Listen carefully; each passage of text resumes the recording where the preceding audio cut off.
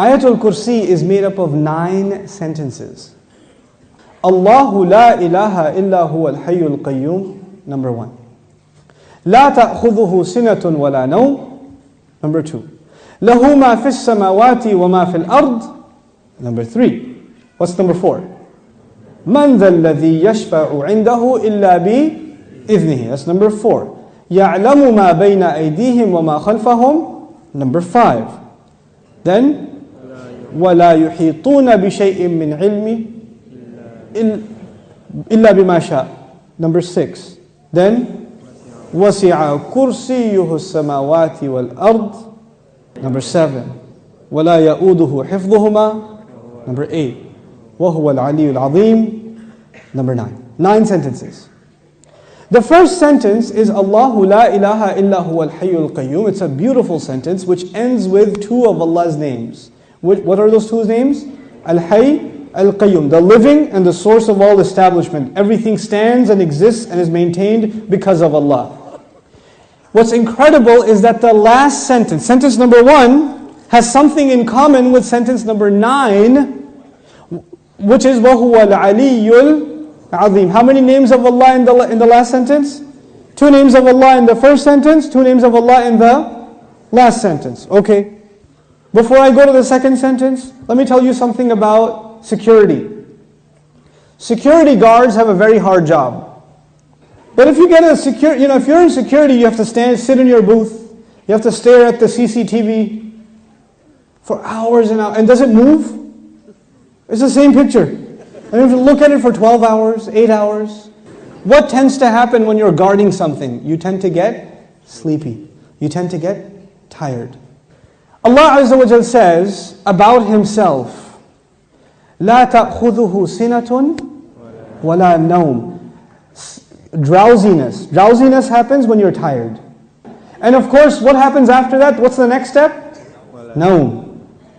This is the second sentence. The second sentence is, these are things that creation has. Creation gets tired and it starts getting drowsy and eventually it falls to sleep. What was the second last sentence? وَلَا يَؤُودُهُ حِفْظُهُمَا. Guarding the skies and the earth does not exhaust Allah. When someone's exhausted, what do they get? Sina and Naum. The second sentence is actually connected to the second last sentence. لا تأخذه سنة ولا نوم ولا يؤوده حفظهما. He says, له ما في السماوات وما في الأرض. He owns whatever is in the sky and the earth. Now before I tell you further, you need to understand the difference between 2 words, 2 names of Allah, Malik and Malik. Malik is an owner. Malik is an owner. Malik, what is Malik? King. Is there a difference between a king and an owner? Yes. Ownership is about property. But kingdom is not about, you're not the king over a tree or the king over a piece of land. You're the king over the people who live in that land. Kingdom is about controlling people. Ownership is about controlling objects. There's a difference. Now Allah says, لَهُ مَا فِي السَّمَاوَاتِ وَمَا فِي الْأَرْضِ. He owns whatever is in the skies and the earth. What is the ayah about? Ownership. What's the third last sentence? وَسِعَ كُرْسِيُّهُ السَّمَاوَاتِ وَالْأَرْضِ. His throne extends to the skies and the earth. When Allah talks about His throne, He's talking about His kingdom.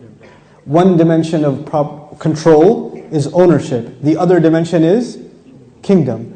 Both completing the picture. Allah is Malik and He is Malik.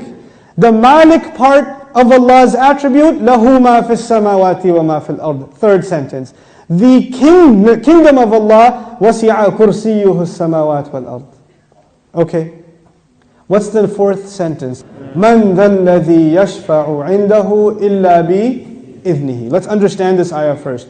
Who will come and make shafa'ah with Allah except unless He gives permission? In other words, what is shafa'ah? Shafa'ah means you got connections. Shafa'ah means that you were about to lose your job, but your uncle is the manager and he came and said, no, he's with me. That's shafa'ah.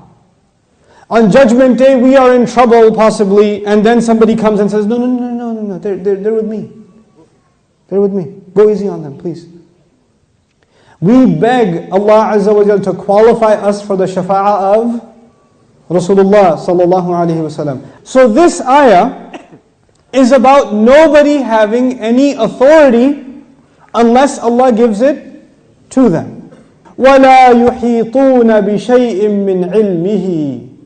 They know nothing, they can control, they encircle nothing of His knowledge. إِلَّا, except بِمَا شَاءَ. The fourth sentence and the sixth sentence are both about a statement about Allah and the only exception. The statement was, nobody has authority to make a case except whoever Allah gives permission. They have no knowledge except whoever He wants to give knowledge to. Otherwise they know nothing. The fourth and the sixth sentence are correlated. The first and the ninth, the second and the eighth, the third and the seventh, the fourth and the sixth. What's left? Middle sentence? He says, يَعْلَمُ مَا بَيْنَ أَيْدِيهِمْ وَمَا خَلْفَهُمْ. Oh my God, He says He knows what is ahead of them and what is behind them. And He knew what is coming ahead in the ayah and what was behind in the ayah. He put in the middle of it is, I know what's ahead and I know what's behind. Who speaks like that? Who speaks like that? SubhanAllah.